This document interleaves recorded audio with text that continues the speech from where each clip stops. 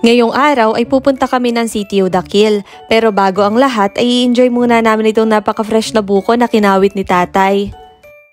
Nakakatuwa nga ding pagmasdan itong mga native chicken na ito. Nakapag-breakfast na nga kami at sinulit talaga namin ang pagkain ng buko.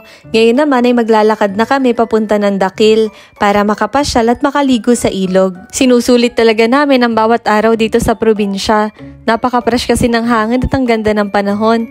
Pag bare months kasi madalas ay maulan dito sa amin. Konting lakad mo nga lang pala ay part na agad ito ng Mauban, Quezon. Ang Sitio Dakil kasi ay isa sa mga baryo ng Cagsi Aitres. Kakaswimming lang namin yesterday pero hindi kami nagsasawa. Lahat kasi ng water formation dito sa amin ay accessible at walking distance lang. Nakagaling lang namin ng Real pero konting lakad lang nasa Mauban na kami. Nandito na kami ngayon sa Mauban. Ito pala ang planta at naging warehouse ng hydropower, which uses the natural flow or moving water to generate electricity. Matatagpuan ito sa ilayan ng Dakil River, kung saan doon kami pupunta ngayon. 15 minutes walking na kami from... Hindi ko na naituloy yung sasabihin ko kasi may nakita na namang good spot ang mga kaibigan ko for picture taking. Sobrang taas na ng araw pero deadma lang kami sa sunburn.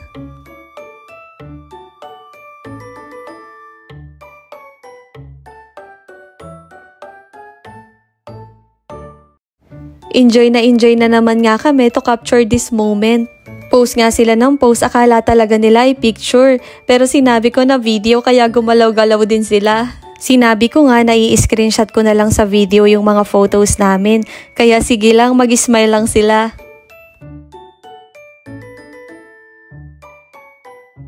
At lumipat nga kami dito sa kabilang side. May remote din pala itong selfie stick tripod ko na kinokonek lang sa Bluetooth. Kaya mas easy na lang sa amin mag-picture ng kompleto kaming 4. Pagkatapos nga nito ay maglalakad na ulit kami. Excited na kami na makita ang Dakil River. Andito na nga kami sa kalsada papunta sa ilayan ng Dakil River. Hindi pa din sementado ang ilang bahagi ng kalsada dito. Ang linis-linis nga ng ilog at madami ding katutubo ang nakatira sa paligid nito. May checkpoint at security pala dito at sa ngayon nga daw ay bawal pang puntahan at pasukin ng lugar dahil naka-under construction pa ito. Kaya nagdesisyon na lang kami na puntahan ang bahagi ng ilog na pwedeng liguan. Although malinis na lang. No. Nakatira pala ay yung mga bata din. Oh, saan? Sabi nila nakatira din dyan. Okay.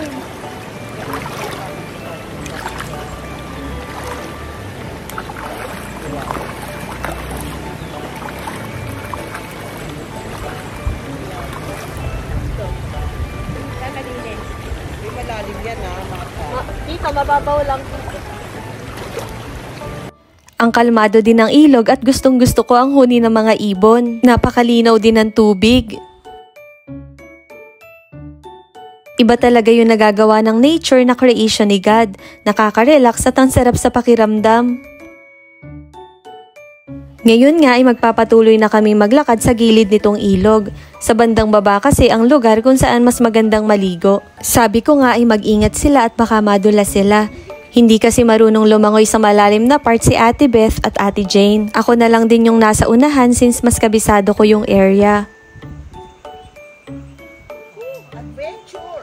Sobra yung pawis namin sa kalalakad at sabi ko nga kung dito kami nakatira siguradong summer body na kami pati kulay. Hindi po pala palagi na ganito ang kondisyon ng ilog. Lumalabo din ito kapag sunod-sunod na malakas ang ulan. Kaya talagang kailangan ng magandang timing at magandang panahon sa pagpunta dito. Napaka-bless nga namin sa pagbisita ngayon dahil nataon na maganda ang klima ng dagat at malinaw ang tubig ng ilog. Napaka-peaceful din ang lugar. Natatanaw na nga namin ang mga residente dito na naglalaba sa ilog. Naalala ko tuloy nung mga bata pa kami. Ganito din kaming maglaba sa sapa na malapit sa bahay. Yung mga panahong wala pang linya ng tubig. At nakarating na nga kami dito sa bahagi ng ilog na pwede namin pagswimingan. Nag-selfie lang din ako kaya pasensya na sa umay. Ang ganda-ganda kasi ng agos ng tubig dito sa background ko. Tatawid din kami dito sa kabilang side para puntahan yung balsa. Mas malalaki kasi ang bato sa part na to na pwedeng pag-iwanan ng gamit namin habang nagsuswimming kami. Nawala bigla yung pagod ko sa paglalakad sa ganda ng lugar. Hindi kasi ako madalas napapasyal dito kahit malapit lang ito sa bahay namin. Ang last na bisita ko pa yata dito ay year 2014 pa, kasama yung mga kapatid ko. Medyo malaki na din ang pinagbago nitong ilog. Noon kasi mas malawak at mas malalim ang tubig. Hindi ka din basta-basta makakatawid sa kabilang side. Sa totoo lang ay marami pa akong lugar na di napupuntahan dito sa bayan namin. Nag-start na ring lumangoy ang mga kaibigan ko kaya maliligo na din ako. Nagkamali ako sa nadalang swimwear kaya sigurado nalagot ako sa sunburn nito. Pero deadma lang kasi pagbalik namin ng Manila ay back to normal na naman ang buhay namin.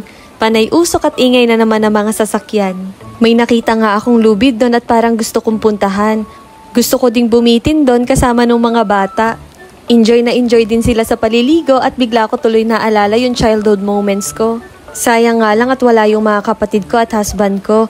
Every holiday kasi kami umuwi kaya hindi namin napupuntahan ang ilog na ito. Maulan kasi pag magpapasko at laging malakas ang daloy ng tubig. Kaya hindi safe na maligo dito. Ngayon na nabigyan ako ng pagkakataon na masulit itong ilog ay talagang magbababad ako kasama itong mga kaibigan ko. Napakalinaw kasi talaga ng tubig ngayon. Pumunta nga pala ako dito sa balsa para ma-experience ko ding tumalon at bumitin dito sa lubid na andito. Hindi ko alam kung paano aabutin yung lubid kaya nagpatulong na din ako sa mga batang to na nag-i-enjoy din paliligo. Kailangan lang palang tanggalin yung lubid na nakatali sa puno para makapunta kami sa gitna.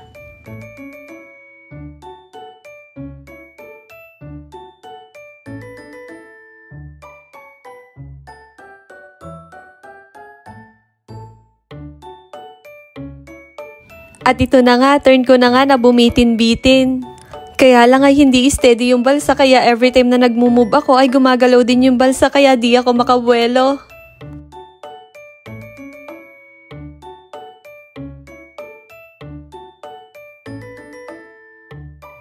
Tawang-tawa nga ako dyan sa sarili ko.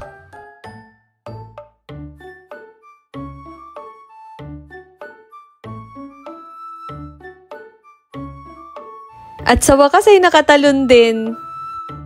Enjoy na enjoy naman itong mga ate ko na nakasakay sa balsa habang nasa gitna ng malalim na part ng ilog.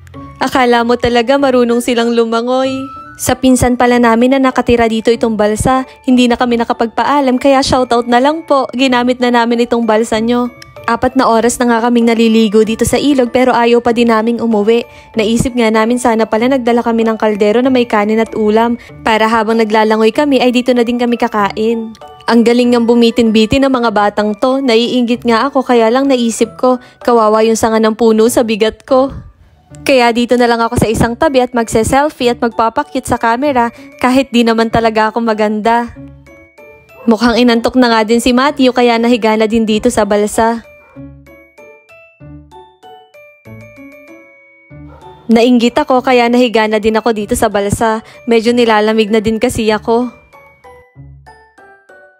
Habang nakahiga ako ay pinagmasdan ko na lang din itong mga dahon at ulap. At pagkatapos nito ay sinubukan ko din kumuha ng mga selfie photos ko. Nagagandahan kasi ako sa background. Kaya pasensya na ulit sa umay. Kaka-picture ko nga ay muntik ng din ng ilog ang remote ng selfie stick ko. Buti na lang at magaling sumisid si Ate Jane kaya nakita niya ulit. Nabasa yung remote kaya sinusubukan ko ulit kung gagana. Lagay mo sa may nyo, bigas. Sa bigas, tsaka sa araw.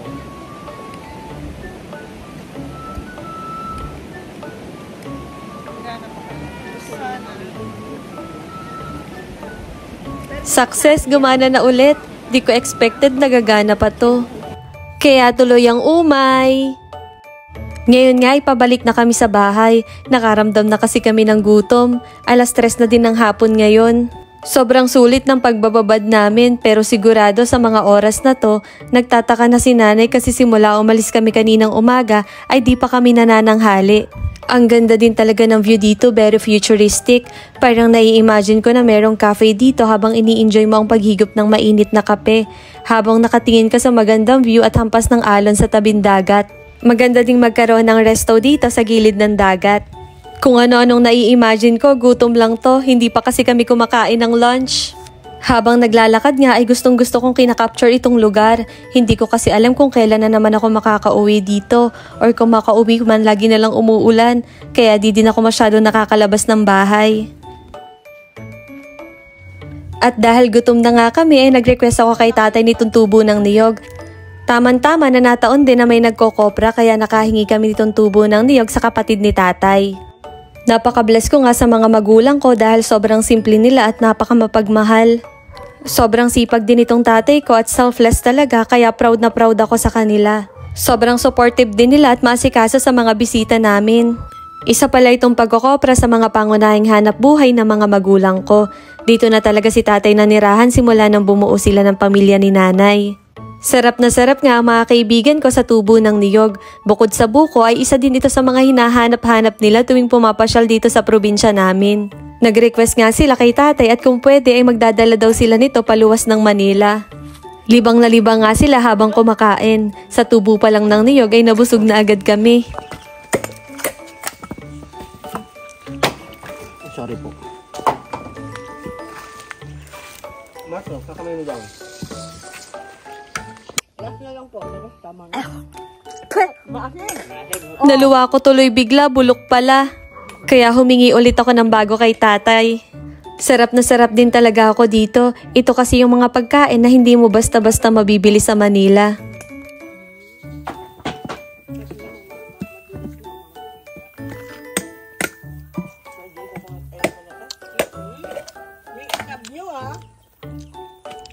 Pagtapos nito ay nagchat din ng isa sa mga kaibigan namin na nagkakatuwaan at nag-aasaran. Ano sasabihin mo Ate Jen kay Jeff? Hoy Jeff, baka ikaw ang kulamin ko dyan. Kulamin ko yung pera mo. Mapunta sa pitaka ko. At ito na nga ang ganap kinabukasan. Meron sila tatay pabaong buko, mga saging na merong hilaw at meron ding hinog. At syempre hindi din nila nakalimutan ang tubo ng niyog. Tuwang-tuwa nga mga kaibigan ko sa bitbit namin. At ito na nga, struggle is real. Inulan na kami sa araw ng pagluwas at kailangan ng parents ko na alalayan si Matt para makaahon ng maayos yung kotse niya. Kargado kasi kami ng mga buko at saging at idagdag pa yung mga nagtatabaan naming mga katawan.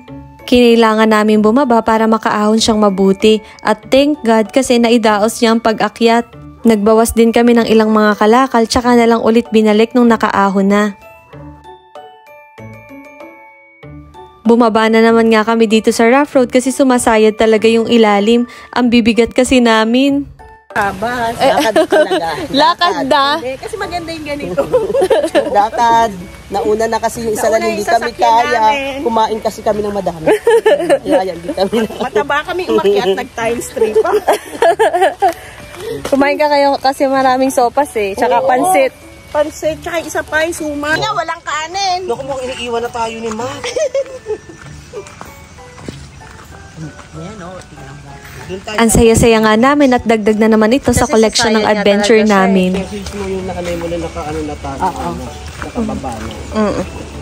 Kasi hindi na mag-alala.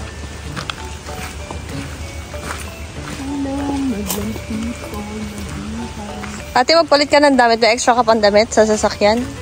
Meron. Doon lang. Oo. Hindi, okay lang. Ando naman. Sige, magpapalit ako mamaya. Ikaw yun din eh. Ako may extra pa akong damit. Mamaya magbilis tayo pag kayo Hindi, mag-CCR tayo. Nag-coffee din kami dito sa May Rizal. Hanggang dito na lang muna ulit. Don't forget to follow me and subscribe para sa mga susunod ko pang vlog.